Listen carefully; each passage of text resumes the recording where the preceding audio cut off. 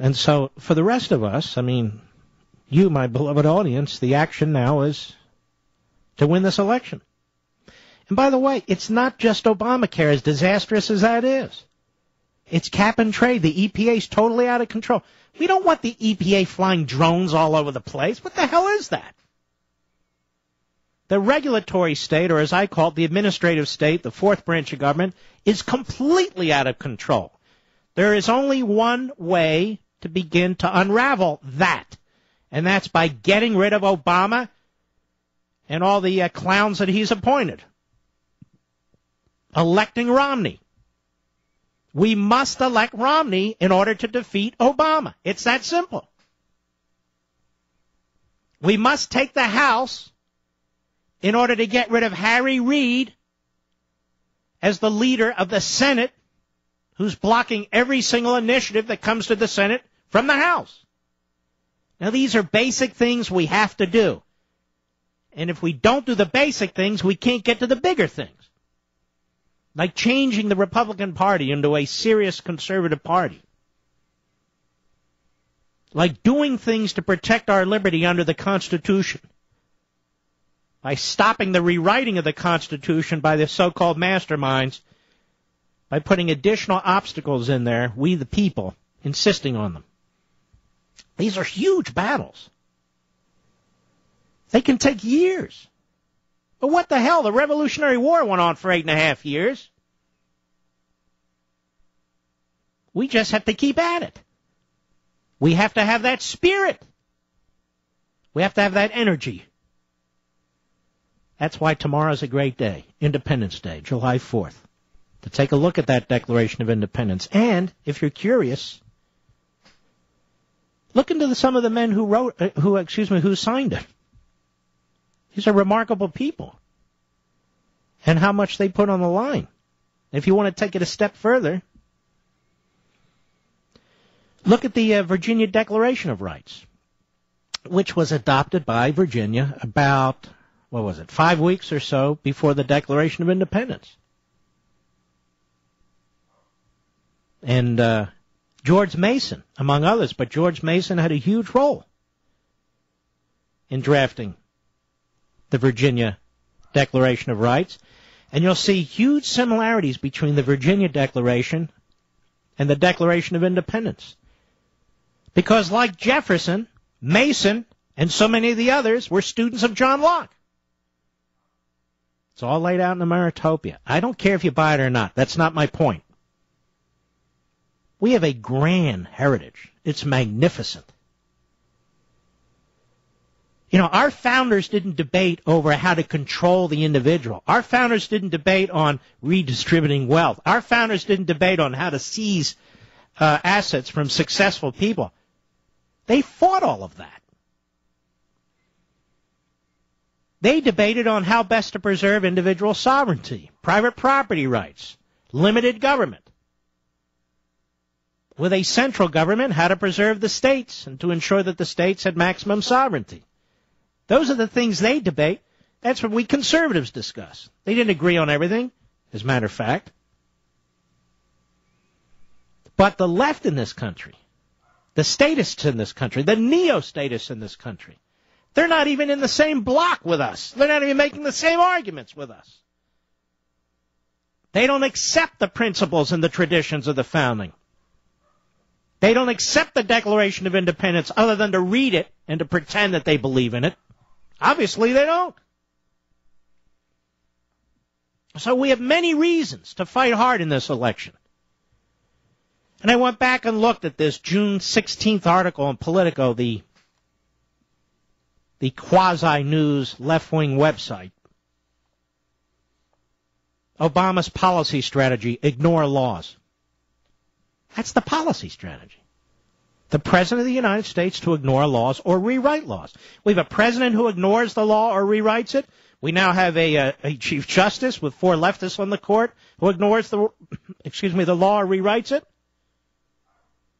It's stunning. It's lawless. It's all lawless. We have them announcing their initiatives. Well, this is within our discretion to ignore the law, to rewrite the law. I cannot overstate the fact that last week with these court decisions was a disaster.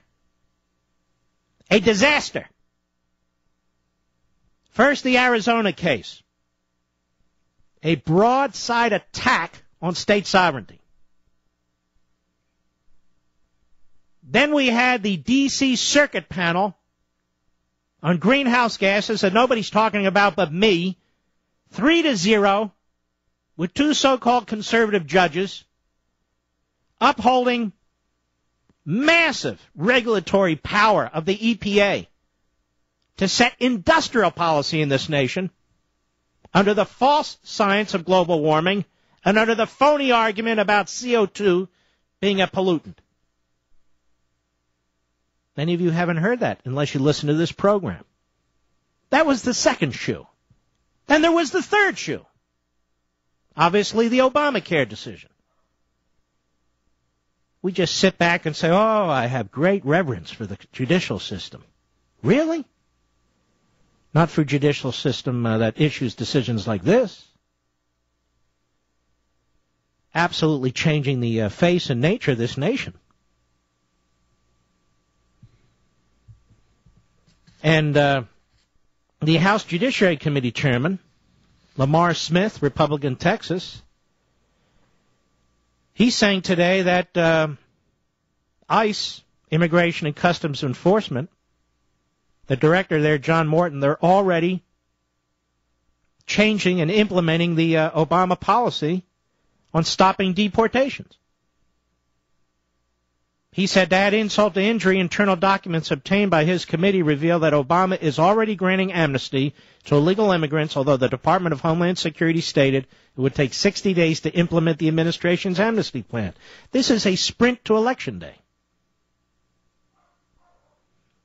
Lawless, reckless, doesn't matter. It's Obama. The documents demonstrate that illegal immigrants have already benefited from the new policy, even though there are no standards in place.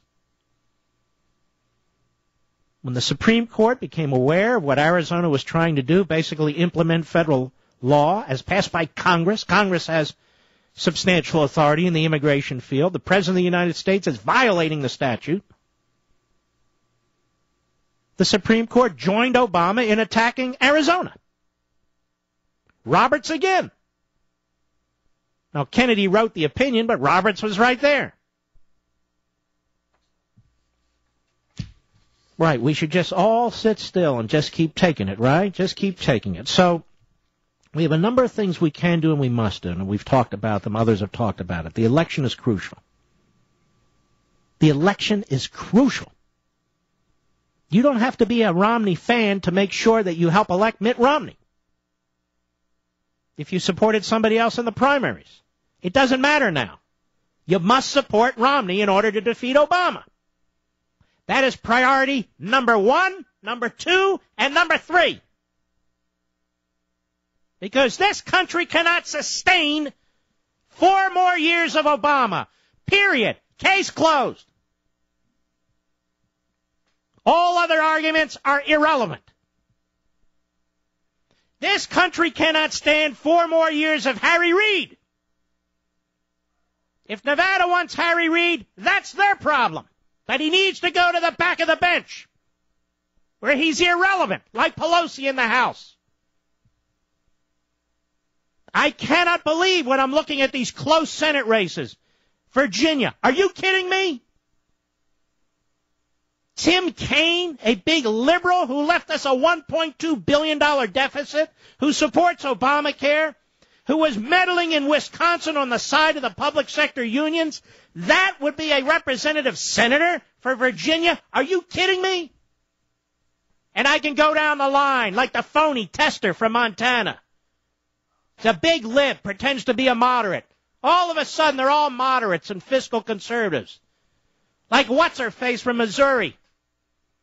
What the hell is her name? I can't remember. I can't stand her so much. She's such a fraud. First, she was Obama's favorite senator. Now, I'm not going to the convention. Oh, people of Missouri, you fooled by that? Oh, gee, she's changed. No, she hasn't changed. and Florida. You're going to send that moron Nelson back to the Senate? Are you kidding me? And there's more, and we'll get to them in good time. That's our job right now. We have an election coming up in like 4 months, for crying out loud. The most important election in our lives, certainly in modern history. So we can take this back. It's a gradual process. We have an immediate issue, the election. We have to deal with the Republican Party and move it in the right direction. No more hustlers and negotiators and deal makers and all the rest as leaders. We need leaders as leaders who understand the threat that this country actually faces. And then we, the people, need to have our own agenda and push it hard and force it on these politicians. At least that's my attitude. I'll be right back. Mark Levin.